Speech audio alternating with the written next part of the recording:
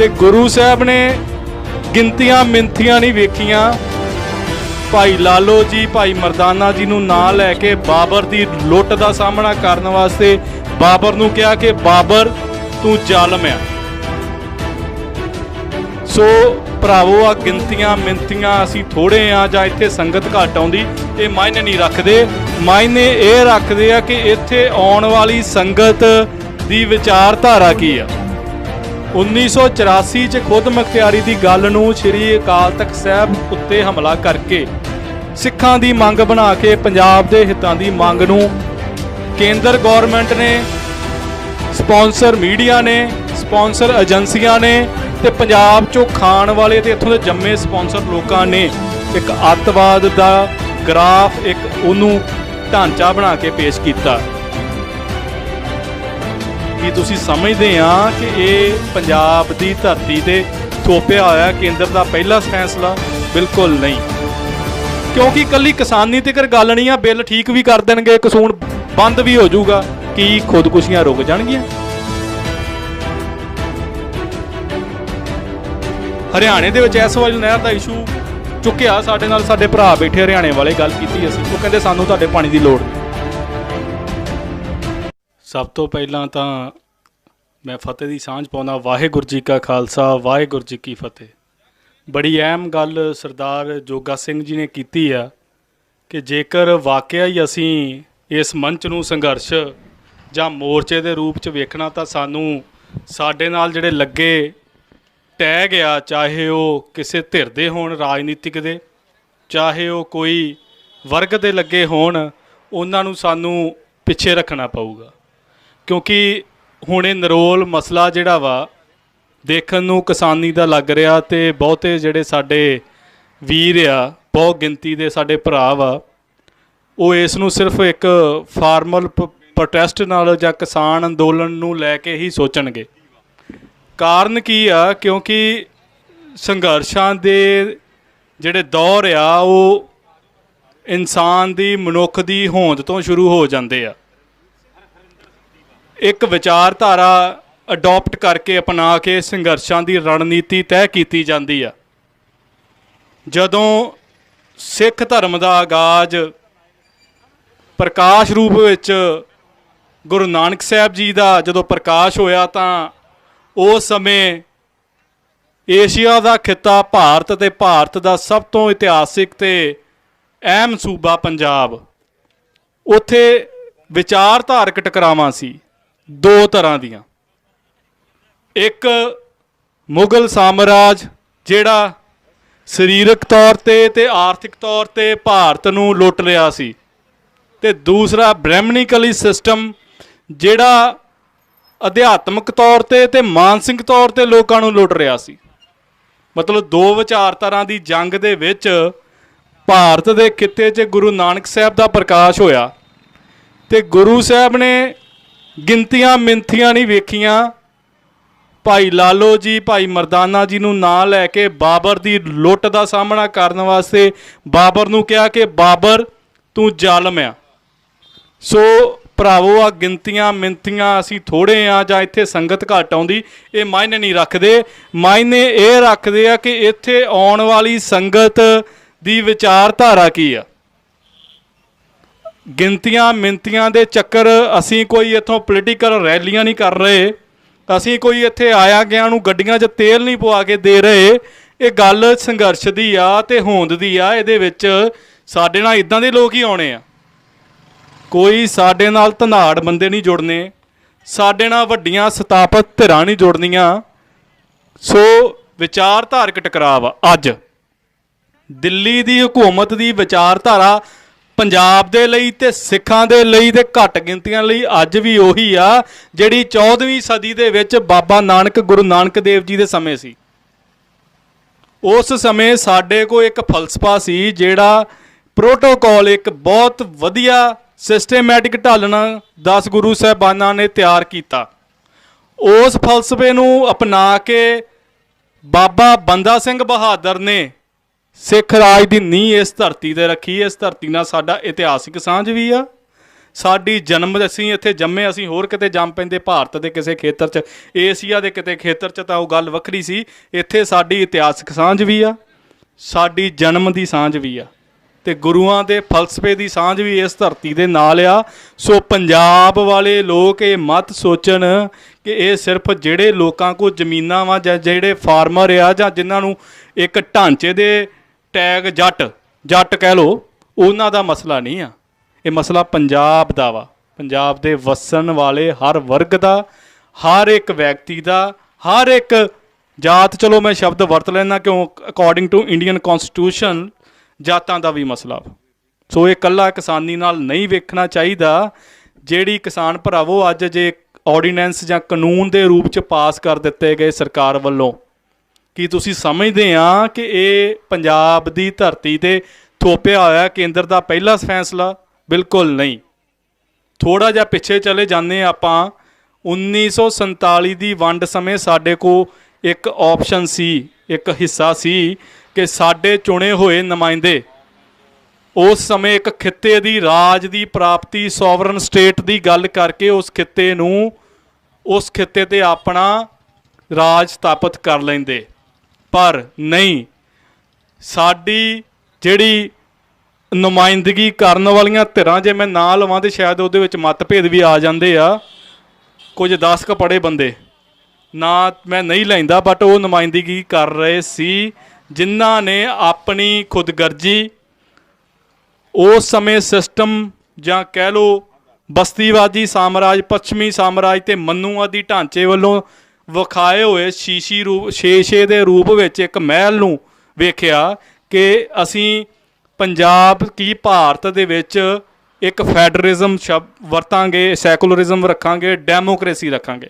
ਮੈਂ ਸਹਿਮਤ ਵੀ ਹਾਂ ਹੁਣ ਇਸ ਗੱਲ ਨਾਲ ਕਿ ਜਿਹੜਾ ਫੈਡਰਲਿਜ਼ਮ ਆ, ਸੈਕੂਲਰਿਜ਼ਮ ਆ, ਡੈਮੋਕ੍ਰੇਸੀ ਆ, ਜਿੱਥੇ ਬਹੁਤ ਗਿਣਤੀ, ਬਹੁਤ ਸੱਭਿਅਤਾਵਾਂ ਜਿਸ ਮੁਲਕ 'ਚ ਹੋਣ, ਤੁਸੀਂ ਯੂਰਪ ਨੂੰ ਝਾਤੀ ਮਾਰ ਲਓ, ਉੱਥੇ ਫਿਰ ਤਾਕਤ ਜਿਹੜੀ ਉਹ ਸੂਬਿਆਂ ਨੂੰ ਦਿੱਤੀ ਜਾਂਦੀ ਹੈ, ਫੈਡਰਲਿਜ਼ਮ ਆ।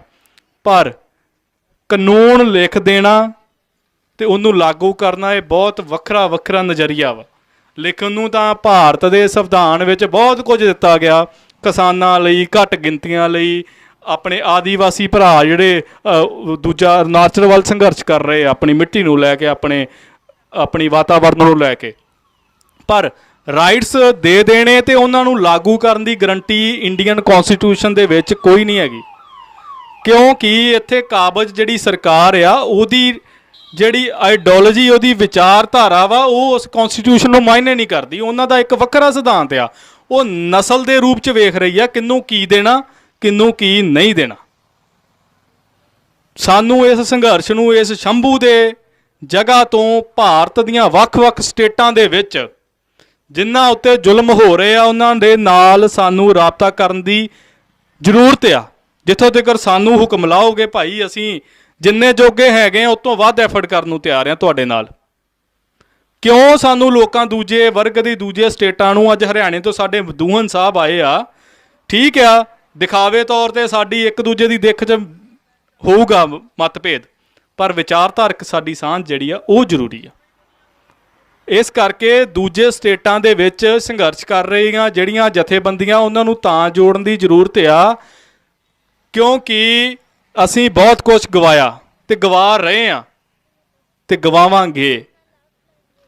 ਪਾਸਟ, ਪ੍ਰੈਜੈਂਟ, ਫਿਊਚਰ, ਇਹ ਤਿੰਨਾਂ ਚੀਜ਼ਾਂ 'ਚ ਅਸੀਂ ਹਾਰ ਕੇ ਆਏ ਹਾਂ ਅਤੇ ਫਿਊਚਰ 'ਚ ਵੀ ਫਿਲਹਾਲ ਧੁੰਦ ਹੀ ਦਿਖਦੀ ਆ, ਕਿਉਂਕਿ ਸਿੱਖਿਆ ਕੁਛ ਨਹੀਂ। ਕਾਰਨ ਕੀ ਆ ਕਿ ਜਿਹੜੀਆਂ ਦੂਜੀਆਂ ਸਟੇਟਾਂ ਵਾ, ਉਹਨਾਂ ਦੇ ਉੱਤੇ ਵੀ ਜ਼ੁਲਮ ਹੋ ਰਿਹਾ ਅਤੇ ਉਹ ਵੱਖਰੇ ਤੌਰ 'ਤੇ ਆਪਣੇ ਪਲੇਟਫਾਰਮ ਤੋਂ ਆਪਣੀ ਆਵਾਜ਼ ਚੁੱਕ ਰਹੇ ਆ, ਪਰ ਅਸੀਂ ਇਕੱਠੇ ਨਹੀਂ।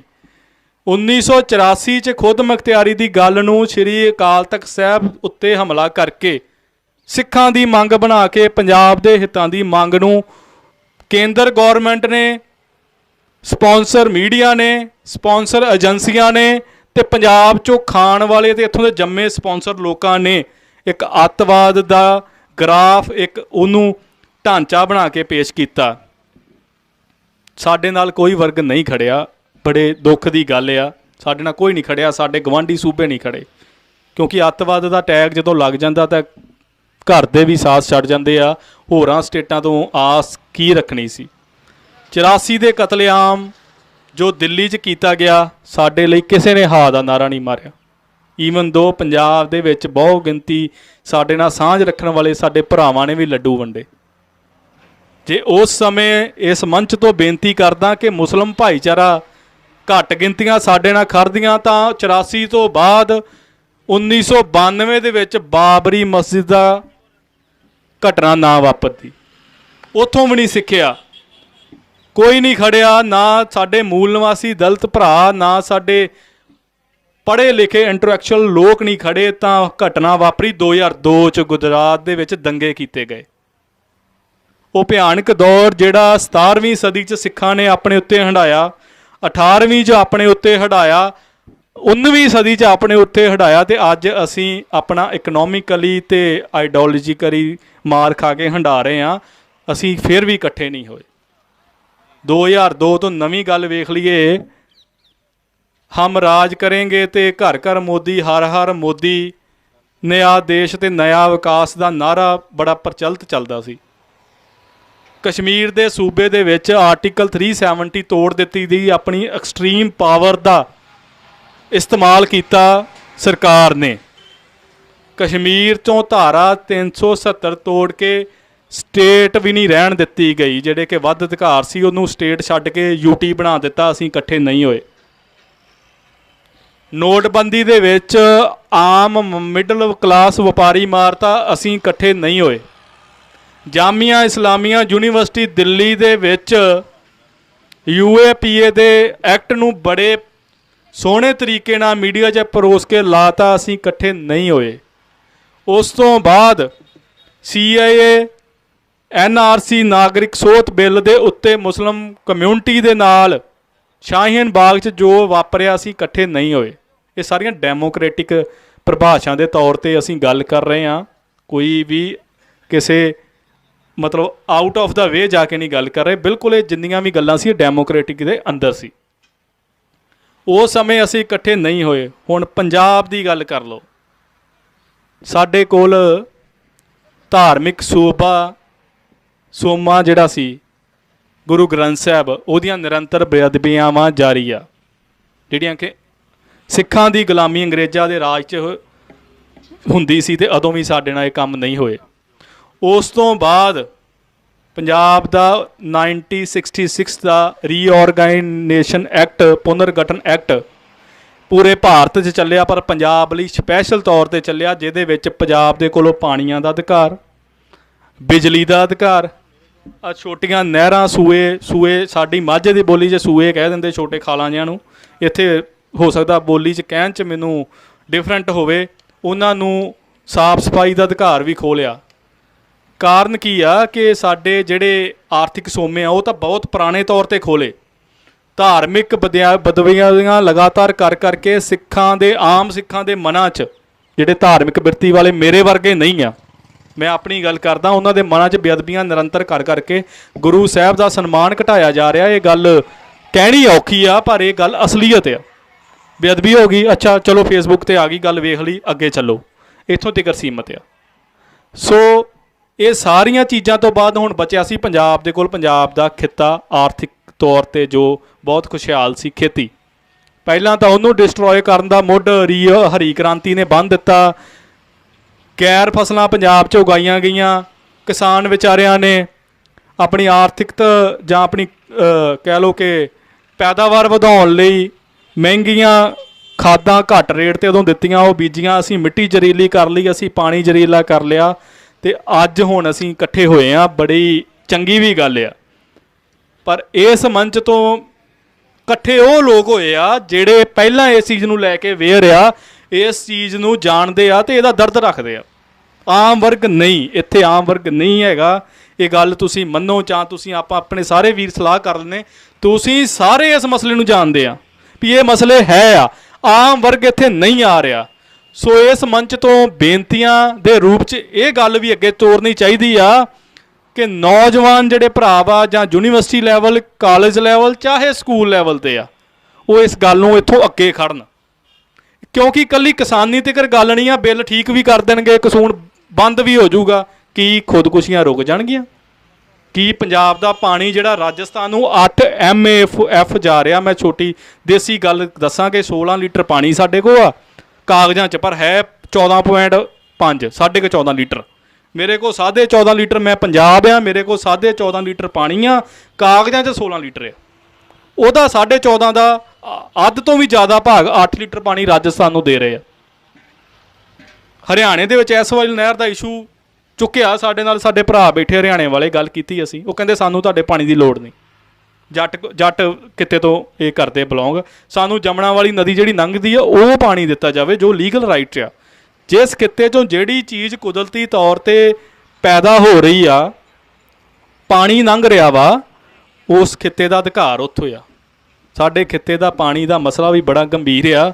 ਇਹ ਨਾ ਹੋਵੇ ਕਿ ਖੇਤੀ ਦੇ ਬਿੱਲ ਜਾਂ ਕਾਨੂੰਨ ਰੱਦ ਹੋਣ ਤੋਂ ਬਾਅਦ ਅਸੀਂ ਫਿਰ ਚੁੱਪ ਕਰਕੇ ਬਹਿ ਜਾਈਏ। ਸੰਘਰਸ਼ ਜਿਹੜੇ ਆ ਪੰਜਾਬ ਦੇ ਜੰਮਿਆਂ ਨੂੰ ਨਿੱਤ ਮੁਹੰਮਾ, ਇਹ ਇੱਦਾਂ ਹੀ ਰਹਿਣੇ ਆ। ਹੋਂਦ ਬਚਾਉਣ ਲਈ ਅੱਜ ਇਸ ਮੰਚ 'ਚੋਂ ਦੀਪ ਸਿੱਧੂ ਵੀਰ ਇੱਥੇ ਨਹੀਂ ਮੌਜੂਦ, ਸੋਸ਼ਲ ਮੀਡੀਆ 'ਤੇ ਕੱਲ੍ਹ ਵੀ ਉਹਨਾਂ ਦੇ ਨਾਲ ਚੱਲੇ ਹੋਏ ਭਰਾ ਸਾਡੇ ਸੋ ਕਾਲਡ ਪੁਰਾਣੇ ਸ਼ਾਇਦ ਆਮ ਆਦਮੀ ਪਾਰਟੀ ਵਾਲੇ ਵੀਰ ਸੀ ਜਾਂ ਹੋਰ ਵੀ ਕਿਤੋਂ ਸਵਾਦ ਲੈ ਕੇ ਆਏ ਹੋਣੇ ਆ, ਉਹ ਕਹਿ ਰਹੇ ਆ ਜੀ ਦੀਪ ਸਿੱਧੂ ਨੂੰ ਪਤਾ ਹੀ ਨਹੀਂ ਕਰਨਾ ਕੀ ਆ, ਦੀਪ ਸਿੱਧੂ ਦੇ ਕੋਲ ਦਸ਼ਾ ਨਹੀਂ ਹੈਗੀ ਕੀ ਕਰਨਾ, ਗੱਲਾਂ ਦੱਸ ਤੇ ਦਿੰਦਾ, ਇਲਾਜ ਨਹੀਂ ਦੱਸਦਾ। ਉਹ ਭਰਾਵੋ 75 ਸਾਲ ਪਹਿਲਾਂ ਕਿਸੇ ਨੇ ਤਾਂ ਬਿਮਾਰੀਆਂ ਵੀ ਜਨਤਕ ਤੌਰ 'ਤੇ ਇੱਦਾਂ ਨਹੀਂ ਦੱਸੀਆਂ ਜਿਹੜੀਆਂ ਸਾਨੂੰ ਲੱਗੀਆਂ। ਮੈਂ ਮੰਨਦਾ ਕਮੀਆਂ ਵਾ, ਮਿਰਚ ਬਹੁਤ ਆ, ਮੈਂ ਦੀਪ ਸਿੱਧੂ ਬਾਰੇ ਤਾਂ ਕੀ ਗੱਲ ਕਰਾਂ, ਮਿਰਚ ਬਹੁਤ ਆ, ਮੈਂ ਗਲਤ ਬੰਦਾ, ਮੈਂ ਤੁਸੀਂ ਸਮਝੋ ਮੈਂ ਤੁਹਾਡੇ ਤੋਂ ਛੋਟਾ, ਪਰ ਕਾਰਨ ਜੇ ਮੈਂ ਕੋਈ ਚੰਗੀ ਗੱਲ ਕਰਦਾ ਯਾਰ ਉਹ ਤਾਂ ਸਮਝਣੀ ਚਾਹੀਦੀ ਹੈ ਨਾ। ਮੈਂ 100 ਗੱਲਾਂ ਗਲਤ ਕਰਦੇ ਆ ਇੱਥੇ, ਇੱਕ ਤਾਂ ਚੰਗੀ ਕਰਨ ਦਿਆ। ਦੀਪ ਸਿੱਧੂ ਬਾਰੇ ਅਸੀਂ ਰਾਹ 'ਚ ਰਾਤੀ ਬੈਠੇ ਸੀ ਸ਼੍ਰੀ ਫਤਿਹਗੜ੍ਹ ਸਾਹਿਬ, ਉੱਥੇ ਕੁਛ ਭਰਾ ਸਾਡੇ ਸੀ ਯੂਨੀਵਰਸਿਟੀਓਂ, ਉਹ ਜੀ RSS ਨਾਲ ਫੋਟੋਆਂ ਜੀ, ਮੋਦੀ ਨਾਲ ਫੋਟੋਆਂ, ਸੰਨੀ ਦਿਓਲ ਦੀ ਕੈਂਪੇਨ ਕੀਤੀ ਆ। ਮੈਂ ਕਿਹਾ ਭਰਾ ਤੁਹਾਡੇ ਕੋਲ ਕੋਈ ਹੋਰ ਚਿਹਰਾ ਹੈਗਾ ਜਿਹੜਾ ਇਸ ਲੈਵਲ 'ਤੇ ਗੱਲ ਕਰੇ ਅਤੇ ਜਿਹਦੀ ਕਹੀ ਗਈ ਗੱਲ ਕਿਸੇ ਦੇ ਮਨਾਂ 'ਚ ਘਰੇ ਕਰੇ? ਉਹ ਨਹੀਂ ਹੈਗਾ। ਮੈਂ ਕਿਹਾ ਜੇ ਨਹੀਂ ਹੈਗਾ ਤੇ ਜੇ 1.5 ਸਾਲ ਵੀ ਦੀਪ ਸਿੱਧੂ ਤੁਹਾਡਾ ਟਪਾ ਦਿੰਦਾ ਨਾ, ਥੱਕੇ ਹੋਏ ਓਲਡ ਲੀਡਰਸ਼ਿਪ, ਬੁੱਢੀ ਲੀਡਰਸ਼ਿਪ ਜਿਹੜੀ ਟੋਟਲੀ ਮਾਈਨਸ ਹੋ ਚੁੱਕੀ ਆ। ਬੁੱਢੀ ਮਤਲਬ ਸਰੀਰਕ ਤੌਰ 'ਤੇ ਨਹੀਂ, ਮਾਨਸਿਕ ਤੌਰ 'ਤੇ। ਜਿਹੜੀ ਲੀਡਰਸ਼ਿਪ ਇਕਨੋਮਿਕਲੀ ਕਰਪਟ ਆ, ਜਿਹੜੀ ਲੀਡਰਸ਼ਿਪ ਦਾ ਇਖਲਾਕ ਖਤਮ ਹੋ ਚੁੱਕਾ ਵਾ, ਓਲਡ ਲੀਡਰਸ਼ਿਪ ਦਾ, ਬੁੱਢਾ ਸ਼ਬਦ ਨਹੀਂ, ਓਲਡ ਰਵਾਇਤੀ, ਉਹ ਲੀਡਰਸ਼ਿਪ ਕੁਛ ਨਹੀਂ ਕਰਕੇ ਦਊਗੀ, ਸਮਝੌਤਾ ਕਰ ਆਊਗੀ, ਅਮੈਂਡਮੈਂਟਾਂ ਕਰਾ ਦਊਗੀ। ਸੋ ਬੇਨਤੀ ਇਹੀ ਹੈ ਕਿ ਸਾਨੂੰ ਇਕੱਠੇ ਹੋਣ ਦੇ ਵਾਸਤੇ ਆਪਣੇ ਨਾਲ ਇਸ ਮੰਚ ਤੋਂ ਯੂਨੀਵਰਸਿਟੀ ਕਾਲਜ ਲੈਵਲ 'ਤੇ ਇੰਟੈਲੈਕਚੁਅਲ ਲੋਕਾਂ 'ਚ ਗੱਲ ਚਲਾਉਣੀ ਚਾਹੀਦੀ ਆ। ਕੁਛ 100 ਗੱਲਾਂ 'ਚ 2-4 'ਤੇ ਸਹਿਮਤੀ ਵੀ ਹੋ ਜੇ, ਇਹੋ ਹੀ ਬੜੀ ਕਿਰਪਾ ਪਰਮਾਤਮਾ ਦੀ। ਸੋ ਸਮੇਂ ਦੀ ਕਮੀ ਆ, ਗੱਲਾਂ ਵੀਰੋ ਸੇਮ ਆ ਜਿਹੜੀਆਂ ਤੁਸੀਂ ਜਾਣਦੇ ਆ, ਮਹਿਸੂਸ ਕਰਨੇ ਆ, ਪਰ ਕਹਿਣ ਕਰਨ ਤੇ ਬੋਲਣ ਪ੍ਰੈਜੈਂਟੇਸ਼ਨ 'ਚ ਥੋੜ੍ਹਾ ਵੱਖਰਾ ਹੋ ਸਕਦਾ ਮੇਰੇ ਵੱਲੋਂ, ਬਟ ਹੈ ਸੇਮ ਆ, ਤੁਸੀਂ ਜਾਣਦੇ ਆ, ਤਬਦੀਲ ਵਾਈਜ਼ ਆ। ਵਿਚਾਰਧਾਰਕ ਟਕਰਾਅ ਆ। ਜੇ ਵਿਚਾਰਧਾਰਕ ਟਕਰਾਅ ਦੇ ਵਿੱਚ ਬ੍ਰਹਿਮਣਿਕਲੀ ਸਿਸਟਮ ਦੇ ਕੋਲੋਂ ਸਿੱਖਾਂ ਨੇ, ਪੰਜਾਬ ਨੇ ਜੰਗ ਜਿੱਤ ਲਈਆਂ ਅਤੇ ਸ਼੍ਰੀ ਅਕਾਲ ਤਖਤ ਸਾਹਿਬ ਦੀ ਰਹਿਨੁਮਾਈ ਹੇਠ ਅਤੇ ਗੁਰੂ ਗ੍ਰੰਥ ਸਾਹਿਬ ਦੀ ਹਾਜ਼ਰ ਨਾਜ਼ਰ ਮੰਨ ਕੇ ਫੈਸਲੇ ਲਏ ਜਾਣ, ਅਤੇ ਉਸ ਗ੍ਰੰਥ, ਉਸ ਪੰਥ ਦੇ ਕੋਲੋਂ ਆਸ ਕੀਤੀ ਜਾਵੇ ਕਿ ਅੱਜ ਪੰਜਾਬ ਦੇ ਲਈ ਉਹ ਪੰਥ ਇਕੱਠਾ ਹੋਵੇ ਅਤੇ ਆਪਣੀਆਂ ਮੰਗਾਂ, ਪੰਜਾਬੀਆਂ ਦੀਆਂ ਮੰਗੀਆਂ, ਸਮੂਹ ਵਰਗ ਦੀਆਂ ਮੰਗਾਂ ਨੂੰ ਸਾਂਝੇ ਤੌਰ 'ਤੇ ਇਕਮੁੱਠ ਹੋ ਕੇ ਆ ਬਿੱਲ ਬੁੱਲ ਜੇ ਵਾਪਸ ਚਲੇ ਜਾਣਗੇ, ਪਰ ਆਉਣ ਵਾਲੀਆਂ ਆਫਤਾਂ ਦੇ ਲਈ ਤਿਆਰ ਹੋਇਆ ਜਾਵੇ। ਇੰਨੀਆਂ ਕੁ ਬੇਨਤੀਆਂ ਕਰਦਾ, ਖਿਮਾ ਦਾ ਜਾਚਕਿਆਂ। ਵਾਹਿਗੁਰੂ ਜੀ ਕਾ ਖਾਲਸਾ, ਵਾਹਿਗੁਰੂ ਜੀ ਕੀ ਫਤਿਹ।